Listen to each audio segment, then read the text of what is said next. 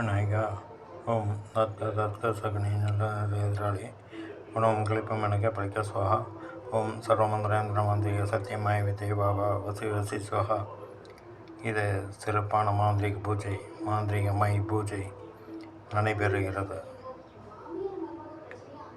இதற்கு இன்னும் யானை முடி, பாம்பு சட்டை, நரிக்கொம்பு இது மூன்றும் வேண்டும். சிறப்பான மாந்திரிக பூஜை செய்து